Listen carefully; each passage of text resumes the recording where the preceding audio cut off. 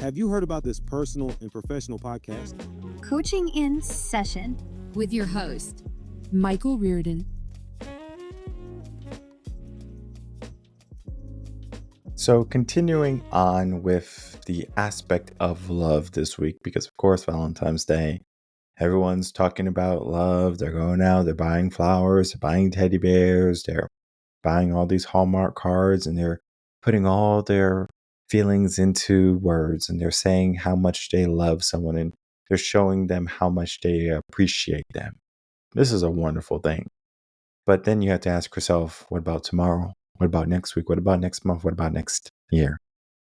It seems like moments like these are going to be those wake up calls, almost like the partner, the spouse, whoever, that says, I think we need to go see a therapist. I think we need to go see a counselor. I think we need to go reach out to RevenConcepts. I think we need to go talk to Michael because something is not right in our relationship. Sure enough, things might not be going well for you. Maybe one person is seeing all the problems, the other person thinks everything is fine, right? There's no problems here. Maybe that's because that's their upbringing. And we're going to be talking about that in just a moment. I do have to say that when it comes to a relationship, it's not necessarily complicated, right? Love can be challenging, right? There's certain aspects to living with people can be challenging. But when you want to have a relationship and make it work, it's not necessarily all complicated.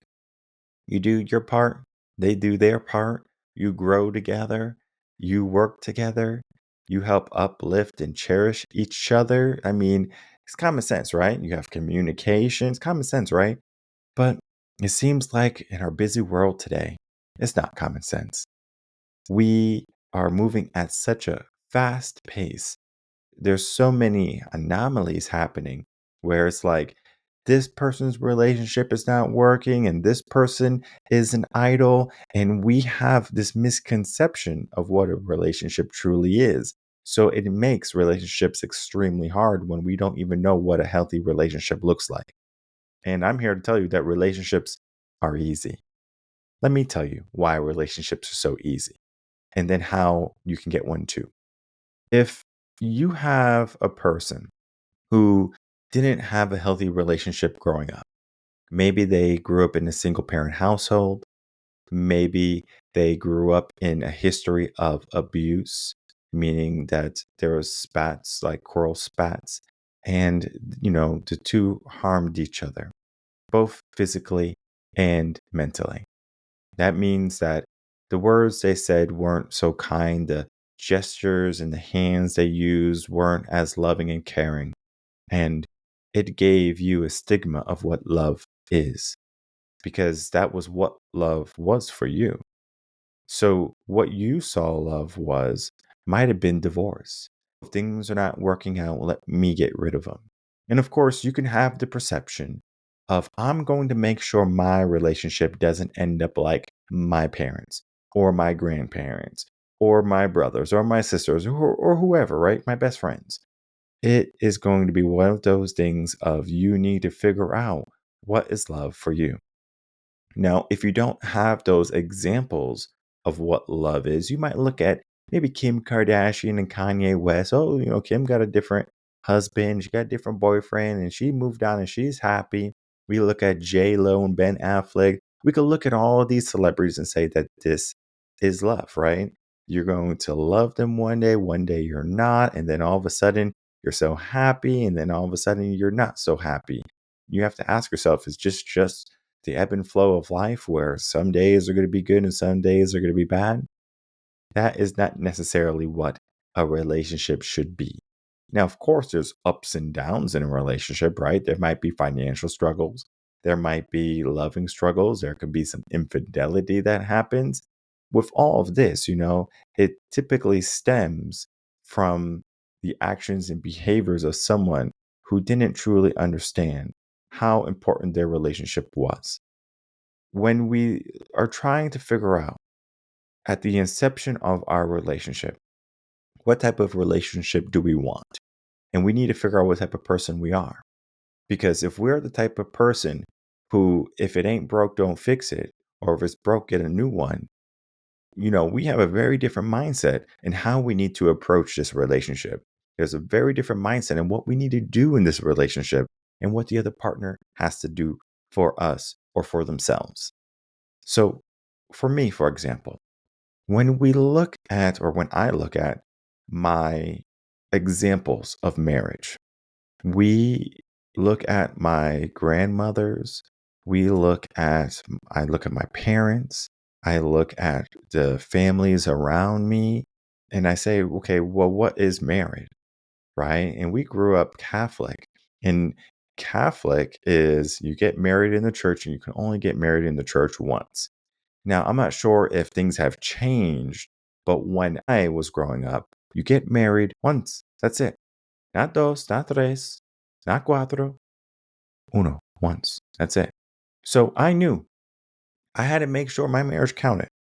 And I knew that even if I was upset at my wife or there were some issues, I would not, break up the marriage and get another marriage.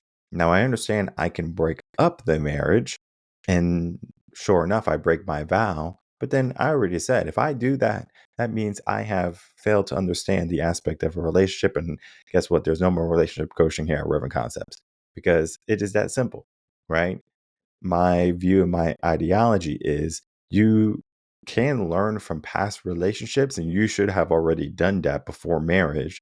So if you get married young, you might have a hard time. So that's why I tell young people, especially, go get counseling, seek a counselor or something, a marriage counselor, a relationship coach. If you don't do those things, you might find yourself at, in 10 years down the road, unhappy and unmarried. Now, if you have a person with a good history of viewing marriage also, and then you have the conversation, especially in the beginning of you guys dating, what is marriage to you? Like, are you like, what would happen if we get a divorce? Oh no, we're not going to talk about divorce or things like that, right? It's the little things that you might not think about because you're, making sure you're safe. And I know there's a conversation about, men and getting prenuptial agreements with the woman, and the woman is so upset that I don't know why you don't trust me and things like that. And it's not so much about trust, it's about understanding that that is one of his desires. So for the ladies, I know this is controversial. If he wants to get a prenuptial agreement, you should just say yes, right? Now, whether he does it or not, that's on him. It's just a test, to be honest. Because if you say, yeah, sure, I don't want your money and things like that.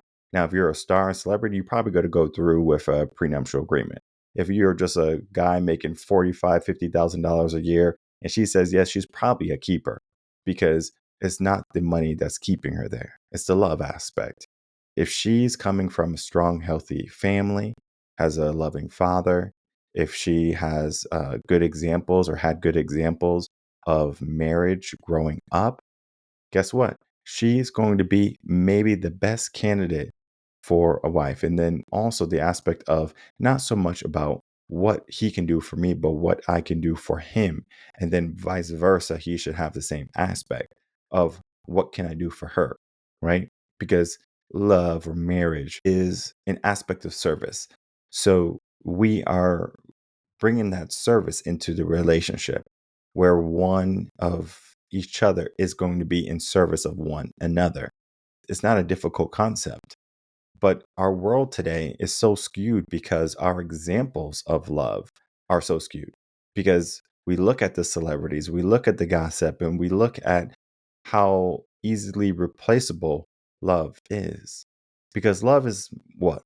A feeling of feeling good and maybe some butterflies, and that's not what a relationship is. Now, you can have a relationship or you can have love in a relationship, but a relationship is not just love. A relationship is everything else in between. It's lifestyle, it's hardship, it's struggle, it's challenge. It is love at some points. It could be fulfilling dreams together. It can be sharing successes and moments of joy together. It could be building a family. There's so many things of what a relationship can bring. Now, I always say there's going to be reasons why you break up a relationship. And then there's going to be reasons why you shouldn't break up a relationship. One of the reasons why you should break up a relationship is if it's extremely toxic and negative. Now, if it's toxic and negative, you have to ask yourself this one question. Was it negative and toxic from the beginning, or did it evolve into something being negative and toxic? If it's negative and toxic from the beginning and you are attracted to that because maybe you grew up in a broken household and you didn't know what love was, then sure, right? You were definitely immature and you didn't know what love was and you should have moved slower. But again, you were fool to understand or to think that a relationship would make you happy. And there's so many people into that scenario, in that predicament. So of course, getting out of it makes sense because now you have matured. Now, if you grew together with that individual and you helped each other get out of that toxic type of situation, yeah, sure, right? It's a very good possibility you can make the relationship work. But it's not about, turning a cat into a dog or vice versa. It's about understanding that a relationship doesn't have to be so complicated. So then we get into the aspect of if your relationship turns sour. Well, where did it turn sour? Maybe there is something that happened. Maybe you lost someone. The person lost a job. Something negative happened. It could be infidelity. There's so many different situations that can cause a relationship to turn haywire. Now, if that relationship turns haywire, you have to ask the most critical question to the person it happened to: can you forgive the other person? Because if the answer is no, then you know that the relationship is over. If the answer is maybe, then it's probably you can forgive the person. And if the answer is yes, you can forgive the person, right? For me, I'm a bit more stubborn. So when it comes to having to forgive, it depends on what is, I need to forgive. Accidents, mistakes, of course, they happen. But a night of going out with your friends and drinking, and then you have, fell on some guy's thing, that's definitely not an accident, right? We can't say that the reason why I got into this DUI car accident and that I killed the other occupants that were driving in the other vehicle is not an excuse on the alcohol, right? We just can't say that this is to blame when we have to be able to take responsibility in all we do. So if we're having hard situation, we are coping with some type of outside stimulus, whether it be some type of drug or drink, that can inhibit our thinking. And we need to do our best to say, hey, if I want good things to happen in my life, I need to be doing the things that are going to be good, not only for me, but for the person that I'm sharing my life with now. Because that's what it is two people becoming one. So in the sense of, I know there's certain people who talk about how a husband should have full control and they shouldn't ask their wife for anything because they're the leaders of the house and things like that. And I mean, it's not about, this bravado of I'm the leader and you need to listen to me. And I know there's a lot of people who talk about, like my body, my choice, or now like it's his body, his choice or something. And like all of this right here are like fighting words. So you're like literally egging on a person to be upset, or you egging on a person to not want to get married or be in a relationship, or to have some animosity because there's some type of view of what a relationship is. And we can look at, pop stars like Taylor Swift, and she has all these boyfriends or whatever, and she breaks up with the boyfriend. She writes all these songs, and then all these girls are out loving Taylor Swift because she's like, leave him and don't worry, and I hate you. And all the girls are like, yeah, I can agree with you, girl, and things like that. And I want you to understand something about guys, ladies. When you're young and when you're in your teenage years, that boy that you're with, because he is a boy, right? He can be a young man or a young adult if you want to consider, but he's still a boy. He doesn't know how to be a man yet. Now, with responsibilities and with a good father, he can be a man a lot more quickly than if he was just kind of left to his devices, because he's just trying to sow his royal oats, and all men are dogs, right? I was told this by my psychology professor in college. And it's so funny because I was dating my high school sweetheart at the time. And I was like, no, that's not true. I love her, blah, blah, blah. And guess what? We're not together. But it's just so funny how, like you're told these things and you can accept it. Because if you think about the biology of what a man can have as many children as he can a year, while a woman can have one term pregnancy a year. So that means a woman is going to have however many babies she has within her. So of course, it's not just one. She might have twins or quintuplets or whatever. So she can have multiple children. Like she can have a litter of kids, but she's only going to be pregnant once a year, right? Because it takes time for the baby to come out to, grow and everything. But a guy can have kids with one girl and then another girl, and you probably know these guys, right? And some people call them deadbeat dads or, baby daddies or whatever. It's not so much of that they're bad guys. It's just that they're just operating in what biology is. So to go against biology is almost like telling, a guy not to be strong, right? To be weak, to be fragile, to be feminine. And this is something that when you ask a woman who's truly understanding in what she wants in a relationship, she wants a leader. She wants a guy who's going to be disciplined. She wants a guy who's going to be able to take care of her and the family and things like that. Because it's not so much about her always being so career driven, but for her to understand what she truly wants in life and in her relationship. And most people, they want security in their relationship. And if you can make them feel secure in some way, in some level, even in those bad times, right? The relationship is going to stick. It's going to stay a lot more readily than the ones where it's like, I don't feel safe in this relationship. Because as a human need, safety is one of those things we need. And if you don't feel safe in your relationship, that's when you're trying to get out. Happiness is something that can always fluctuate, right? You might be happy one day, you might not be happy one day. You might be doing the things you love with them one day and the next you're not. So it's not always about, well, I'm not happy today. Or, like this person says something mean to me. Do you still feel safe with them? And one of the things I tell people, like when they're having, these relationship problems and things like that, is like, do you feel safe with him? And if the answer to them is no, or there's like a hint at no, it's a good chance that that person's thinking about getting out. Now, I understand there's also going to be an aspect of, this person is so controlling and they don't let me be who I am. And it was probably because you didn't explore enough when you were younger. If you did explore, it's because you wanted to explore. If you didn't explore, it's because you didn't want to explore.